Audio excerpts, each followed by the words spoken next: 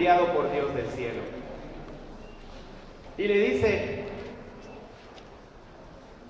al creyente: de parte de Dios, quiero decirte que serás un hombre rico. Serás un hombre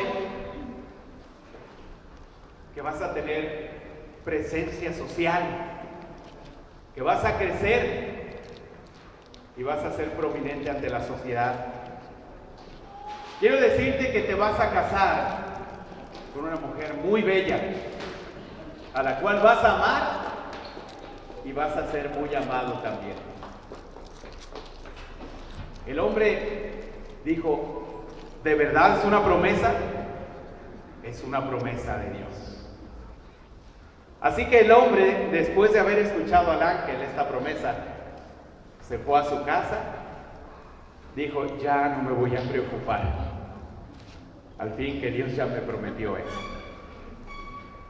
Pasaron los años, el hombre ni fue rico, ni fue un hombre prominente socialmente hablando, y tampoco se casó, se quedó soltero toda su vida. Así que llegó al cielo y le dijo a Dios en forma de queja: ¿qué pasó, Dios, con esa promesa que hiciste? De que iba a ser un hombre rico, prominente social, y además que me iba a casar. Y Dios le dijo: bueno, ¿recuerdas esa oferta de trabajo que tuviste y que rechazaste? Es que me daban un muy mal sueldo.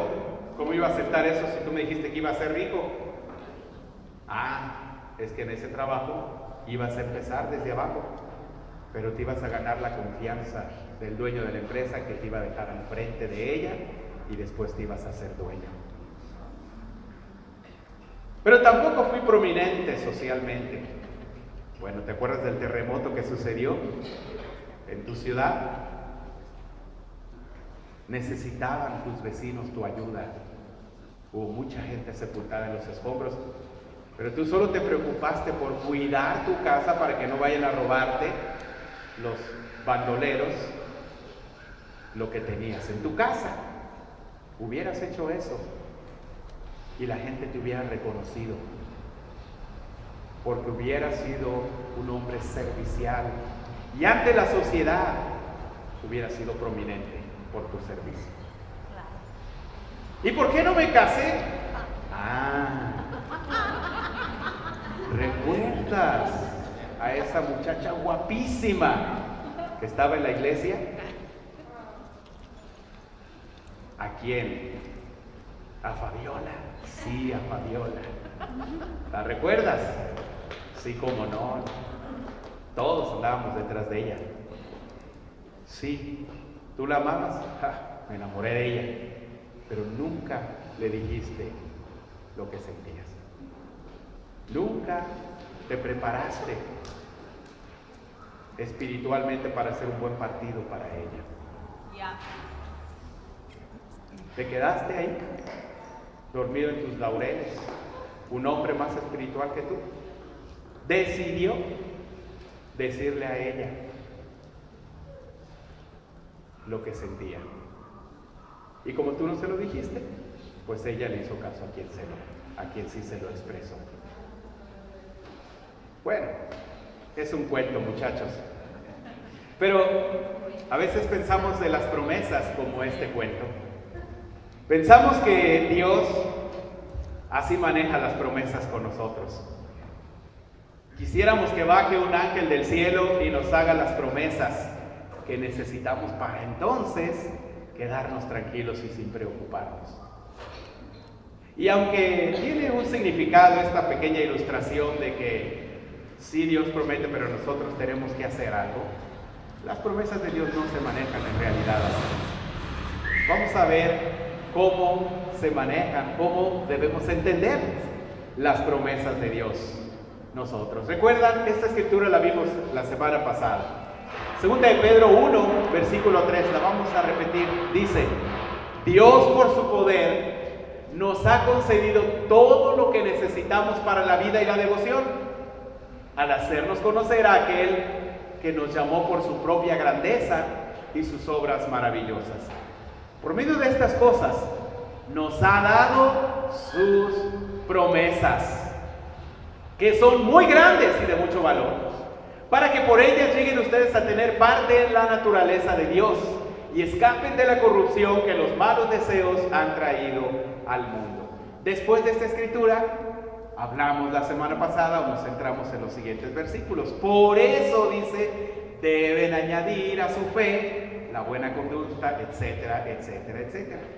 Hoy nos vamos a centrar en la primera parte de este pasaje, que solamente leímos muy rápido, explicamos muy poco la semana pasada. Hoy vamos a ver de eso. Dice que Dios nos ha dado sus promesas, ¿verdad? ¿Cuántas promesas hay en la Biblia? Muchísimas promesas, miles de promesas. Vamos a ver algunas cosas importantes primero, generales de las promesas, y luego vamos a ver cómo tenemos que entender las promesas de Dios. Para empezar, ahí dicen dos características de las promesas de Dios, fueron descritas en el pasaje anterior. Una, son muy grandes, y dos, son de mucho valor. ¿Conocen este lugar ustedes? ¿Quién ha ido aquí? ¡Wow! Privilegiados ustedes los que han ido ahí. Es un deseo de nuestro corazón llegar a conocer ese lugar. Ese lugar es el famoso Cañón del Sumidero. Bueno, imagínense que al final de la reunión, un hermano con capacidad económica aquí se acerca y te dice: te voy a hacer una promesa. A la mitad del año yo te voy a pagar un viaje para que vayas unos 5 días. Te voy a pagar todo: avión, comida, lo que cuesten los tours, porque quiero que te vayas, y hotel, porque quiero que te vayas a conocer el Cañón del Sumidero y algunas cosas ahí de Chiapas. ¿Cómo sería una promesa para ti de eso que te hagan? Tremenda. Esa es una promesilla, chafa. Grande. Es una gran promesa, ¿verdad? Sí. ¿Valiosa? Sí. Pues va a costar bastante dinero. ¿Quién rechazaría una promesa así? Pues yo creo que no la rechazaría, pues está muy buena. Bueno, solo para que tengamos una idea de qué es una buena promesa, una gran promesa y de mucho valor. Imagínense ustedes que el día de mañana el gobierno de la ciudad, del país de México dice: este año, para mediados del año, bajará la gasolina a 10 pesos por litro. ¿Es una promesa ahí medio chapa o buena promesa? La roja, bajará la roja, 10 pesos por litro. No, es una muy buena promesa, ¿verdad? Porque está al doble. Y la verdad, aunque los que no tienen vehículo, todos nos vemos afectados por el precio de la gasolina. Posiblemente se ofertarían mejor las cosas, los insumos o las cosas, si baja el precio de la gasolina, porque los transportes serían más baratos, ¿verdad?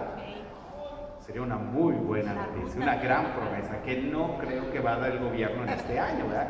Tal vez dentro de algunos años, si no sé si llega a bajarle tanto, quién sabe, o quizás si hasta suba. Bueno, nada más para que tengan una idea de lo que es una gran promesa y de mucho valor. Ahora, vamos a ver también en ese pasaje, nos describe el propósito de las promesas. ¿Cuál es el objetivo de las promesas de Dios? Dice: para que lleguen a tener parte en la naturaleza de Dios, número 1. Y 2, para que escapen de la corrupción de los malos deseos. Vamos aclarando esto, porque a veces pensamos que las promesas de Dios, o pensamos de las promesas de Dios de manera muy egoísta. Las promesas son para mí, tal vez a otros no, pero para mí, para que sea feliz, para que nunca me pase nada malo. Bueno, ahí describe que, que el propósito o el objetivo de las promesas de Dios, uno, es para que nuestra naturaleza sea más como la de Jesús. En otras palabras, estemos siendo más como Cristo. Por eso somos discípulos de Cristo. Y dos, para equiparnos mejor, para vencer esa naturaleza, que es influida por los malos deseos, ¿verdad? Las promesas de Dios tienen ese propósito. Muy bien, ahora entendiendo esto, vamos a ver un poquito acerca de esas promesas. ¿Cómo las vamos a entender? Primero, son grandes y muy valiosas. Y segundo, son para que nos ayuden a ser más como Jesús y para que nos ayuden a vencer las tentaciones o para quitar lo malo de nuestras personas y llegar a ser más como Jesús. Algunas cosas que quiero compartir. Condiciones. ¿En qué condiciones se pueden cumplir las promesas de Dios? Eso es lo que vamos a ver. Número uno, primero hay que identificar para quiénes son. Porque no todas las más de 2000 promesas que hay en la Biblia aplican para ti y para mí. Tenemos que ver cuáles promesas realmente aplican para nuestra vida. Vamos a ver algunos ejemplos. Primero esta. Hechos 2, versículo 4 dice: cuando todavía estaba con los apóstoles, Jesús les advirtió que no debían irse de Jerusalén. Les dijo: esperen a que se cumpla la promesa que mi Padre les hizo, de la cual yo les hablé. Es cierto que Juan bautizó con agua, pero dentro de pocos días ustedes serán bautizados con el Espíritu Santo. He escuchado más de una vez a personas asegurar que esta promesa habla de nosotros, se refiere a una promesa para nosotros. Y de manera indirecta podríamos decir que sí, pero no de manera directa. Vamos a ver esa promesa un poquito antes. En el libro de Lucas dice: entonces hizo que entendieran las Escrituras y les dijo: está escrito que el Mesías tenía que morir y resucitar al tercer día, y que en su nombre se anunciará a todas las naciones que se vuelvan a Dios para que Él les perdone sus pecados. Comenzando desde Jerusalén, ustedes deben dar testimonio de estas cosas. Y yo enviaré sobre ustedes lo que mi Padre prometió.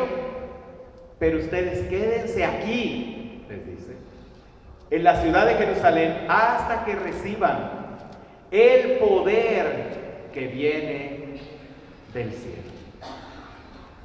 Lo que vimos en Hechos, esa llegada del Espíritu Santo, en realidad se está refiriendo al poder como una manifestación especial del Espíritu Santo que estaba llegando a la vida de los discípulos. Entonces, ¿para quién era esa promesa? ¿Para todos? No, era para los apóstoles. Era una manifestación especial que iba a llegar a los apóstoles. Díganme ustedes, ¿los apóstoles realizaron alguna vez algún acto milagroso antes de que Jesús muriera y resucitara? ¿No? Sí. Sí realizaron algún acto. ¿Por qué lo hicieron? Y Él les ayudó. De alguna manera, el poder del Espíritu Santo estaba trabajando en ellos.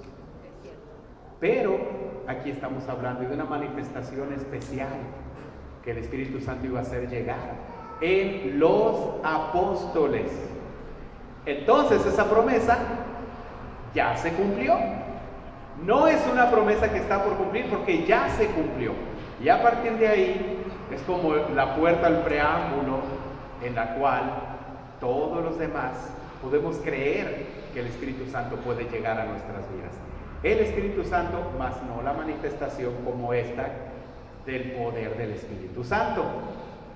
En otra ocasión tendremos la oportunidad de ahondar más en este pasaje. Aquí lo importante es entender que esa promesa tenía un destinatario, unos destinatarios, ya se cumplió a esos destinatarios. Aquí está el cumplimiento de ella. Cuando llegó la fiesta de Pentecostés, todos los creyentes se encontraban reunidos en un mismo lugar. De repente, un gran ruido que venía del cielo, como de un viento fuerte, resonó en toda la casa donde estaban ellos estaban. Y se les aparecieron lenguas como de fuego que se repartieron, y sobre cada uno de ellos se asentó una. Y todos quedaron llenos del Espíritu Santo y comenzaron a hablar en otras lenguas según el Espíritu hacía que hablar. Este es el cumplimiento de esa promesa. Entonces, ¿es una promesa para todos? No en sentido directo. Es una promesa para los apóstoles. Otra condición, identifica la promesa. Hay que identificar la promesa y también lo que se promete. Vamos a ver algunos ejemplos de esto. 2 Corintios 7 dice: así pues, queridos hermanos, estas son las promesas que tenemos. Por eso debemos mantenernos limpios de todo lo que pueda mancharnos, tanto en el cuerpo como en el espíritu. Y en el temor de Dios procuremos alcanzar una completa santidad. ¿Cuál es la promesa aquí?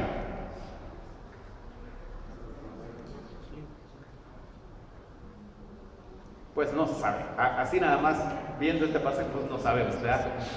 Hay que ver el contexto. ¿De qué está hablando?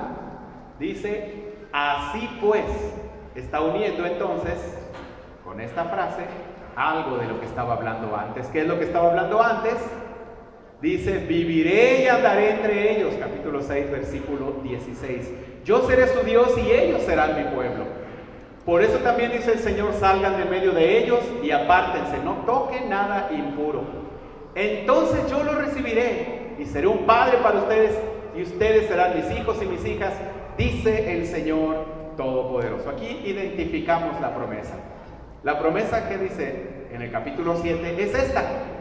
Él promete que vivirá y andará entre ellos, que será su Dios y ellos serán su pueblo. También promete que Él los recibirá. Pues cuando los busquen, recibirá a las personas y será un padre, dice, para ustedes, y ustedes serán mis hijos y mis hijas. Esta es la promesa a la que se refiere en el capítulo 7. Importante solo identificar cuál es la promesa y no decir todas las promesas. No, aquí estamos hablando de estas promesas que están aquí. ¿Ok? También vemos esta otra escritura, dice, porque el Señor cuida, perdónenme, no es no, sí es, perdón. Porque el Señor cuida a los justos y presta oído a sus oraciones, pero está en contra de los malhechores. ¿Esta es una promesa? Sí, es una promesa.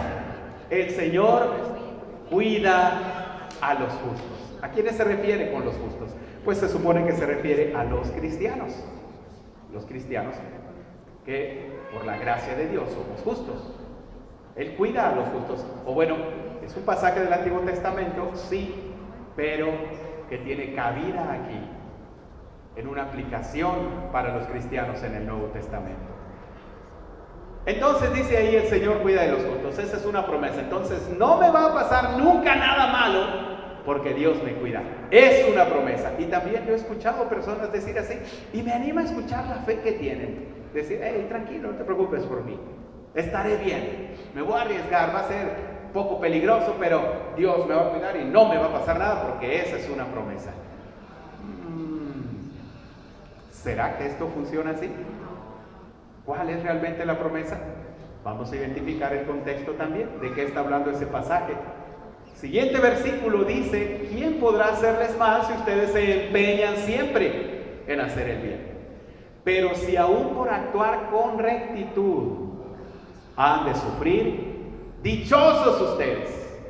No tengan miedo a nadie ni se asusten, sino honren a Cristo como Señor en sus corazones. Versículo 17 dice, es mejor sufrir por hacer el bien, si así lo quiere Dios, que por hacer el mal.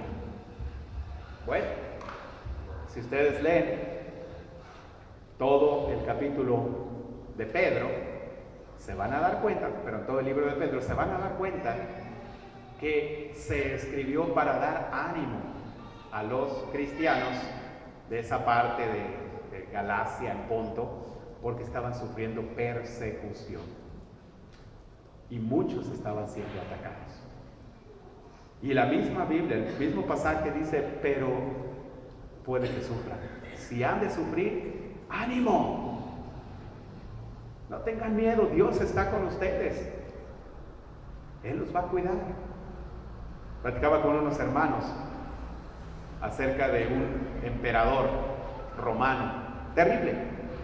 No fue en esta época, fue un poco después, en donde llegaba el delegado para dar aviso al emperador acerca de los cristianos y decía, los cristianos son íntegros, no se meten en problemas, son leales al gobierno, son fieles, no roban, no ultrajan, son perfectos ciudadanos. El emperador Trajano. Pero llegaba alguien a acusar ante el emperador a alguien y le decía, es cristiano. El emperador lo mandaba a traer y le decía, ¿eres cristiano? ¿Sí o no? Y si él decía, sí, soy cristiano,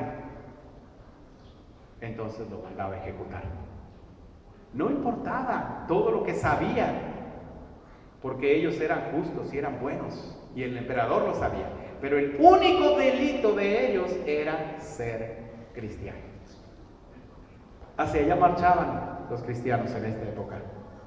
Aproximadamente unos 30 años después llegó la persecución más dura, pero aquí empezó. Entonces realmente el pasaje o la promesa es, no te va a pasar nada. No, Él dice, Él nos cuida. Y muchas veces podríamos estar en peligro y Él nos ha cuidado, pero no significa que nunca pasará nada. Podría pasar, podría suceder. Esta otra escritura dice, dirige a tus hijos por el camino correcto. Ay, perdónenme. Y cuando sean mayores, no lo abandonarán. Es Proverbios, creo que 7, no recuerdo. Si alguien me ayude, perdónenme, ya no pude cambiar, o más bien olvidé cambiar la escritura. Pero es Proverbios. Dirige a tus hijos por el camino correcto y cuando sean mayores, no lo abandonarán. ¿Es una promesa? Sí, pero no en el sentido que nosotros conocemos las promesas. ¿Por qué? Es un proverbio.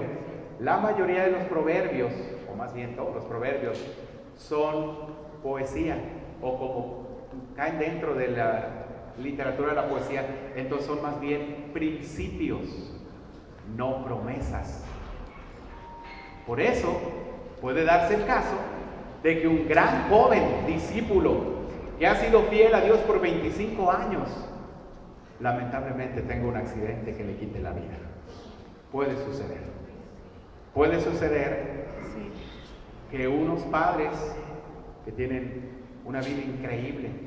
Proverbios 22:6. Perdón, ahí está, Proverbios 22:6. Puede darse el caso que esos padres se esfuerzan por darle la mejor educación a su hijo, pero el hijo decide nunca ser un cristiano y se vuelve un delincuente. Pudiera llegar a suceder. Aunque el principio es que hay mucho más posibilidades para un hijo criar sano con padres sanos. Hay menos probabilidades de que un hijo crezca sano si sus padres no les importa, ¿verdad? Otra condición, tiempo de cumplimiento. Bueno, la misma escritura que vimos hace ratito dice, pero ustedes quédense aquí en la ciudad de Jerusalén hasta que reciban el poder que viene del cielo. Entonces, esa promesa se iba a cumplir pronto, muy pronto. Pero otras escrituras no se cumplen tan rápido como esta. 1 Pedro 1:3 dice: alabemos al Dios y Padre de nuestro Señor Jesucristo, que por su gran misericordia nos ha hecho nacer de nuevo por la resurrección de Jesucristo. Esto nos da una esperanza viva y hará que ustedes reciban la herencia que Dios les tiene guardada en el cielo, la cual no puede destruirse ni mancharse ni marchitarse. Por la fe que ustedes tienen en Dios, Él los protege con su poder para que alcancen la salvación que tiene preparada, la cual dará a conocer en los tiempos últimos. Bueno, esta también es una promesa, pero ¿cuándo la va a dar? ¿Quién sabe? Tal vez tarde, no lo sabemos. Es una promesa a largo plazo. Algún día la va a conocer, así que no podemos decir, ya cumple la promesa. No, espera, porque no es tiempo todavía. Otra muy importante condición para que las promesas de Dios se cumplan es que están ligadas a un compromiso. Cuando Él hace una promesa, normalmente las liga a un compromiso por parte de nosotros. Esta escritura que vimos hace rato, la promesa que dice: seré un padre para ustedes, ¿a qué está ligada? Salgan en medio de ellos y apártense, no toquen nada impuro. El contexto de este pasaje es no hacer relaciones con personas que no tienen la misma convicción de ser discípulos de Jesús que tú tienes. Esa es la condición. Tú haces esa condición y Él cumple esa promesa. Esta promesa también: hijos, obedezcan en el Señor a sus padres, porque esto es justo. Es Efesios aquí, si no me equivoco. Igual, perdón. Efesios 6 del 1 al 2. Hijos, obedezcan en el Señor a sus padres, porque esto es justo. Honra a tu padre y a tu madre, que es el primer mandamiento con promesa, para que te vaya bien y disfrutes de una larga vida. Esta es la promesa: que te vaya muy bien y disfrutes de una larga vida. Es la promesa, pero está ligada a el cumplimiento de este compromiso. Honra a tu padre y a tu madre. También, sí, es una promesa del Antiguo Testamento que tiene aplicación en la vida de los cristianos en el Nuevo Testamento. Y esta otra: yo soy la vid y ustedes son las ramas. El que permanece unido a mí y unido a Él da mucho fruto, pues sin mí no pueden ustedes hacer nada. Versículo 7: si ustedes permanecen unidos a mí, si permanecen fieles a mis enseñanzas, pidan lo que quieran y se les dará. Dar mucho fruto o pedir lo que quieran y Él nos lo dará, son las promesas. Sí, podemos dar mucho fruto. Y dice ahí la Biblia, como ustedes lo ven: pida lo que quieran y se les dará. Puedes pedir lo que quieras y se te dará, pero ¿cuál es la condición? Permanecer unidos a Jesús y a sus enseñanzas, fieles a sus enseñanzas. Díganme ustedes, un discípulo que está completamente unido a Jesús, los mismos principios, mismos ideales, mismos deseos que Jesús, mismo corazón de Jesús, misma disposición, actitud de sacrificio, todo lo que tiene Jesús, bien unido a Jesús y fiel a sus enseñanzas, ¿qué crees que va a pedir? Va a pedir algo increíble, que Él no va a tener la menor duda de dárselo. Pero también dicen otra de las escrituras: ustedes piden y no obtienen, porque no piden bien o piden mal, porque lo piden para sus propios placeres. Ese es el problema. No estamos bien unidos a Jesús y nuestras peticiones son muy egoístas. Pero si nos mantenemos unidos a Jesús, nuestra manera de pensar cambia. Y para Él es fácil concedernos lo que le pedimos. Amén. Las promesas de Dios no deben de perder esto de vista. No son para satisfacer cuestiones egoístas de nuestra parte, y van ligadas a compromisos de nosotros. Queremos promesas, que las cumpla, pero a veces no estamos dispuestos a comprometernos y hacer nuestra parte. Pero si lo hacemos, seremos cada vez más como Jesús. Y como dice también más adelante en los siguientes versículos de 2 de Pedro, capítulo 2, nunca caerá. Muchas gracias. Dios les bendiga, tengan una semana increíble.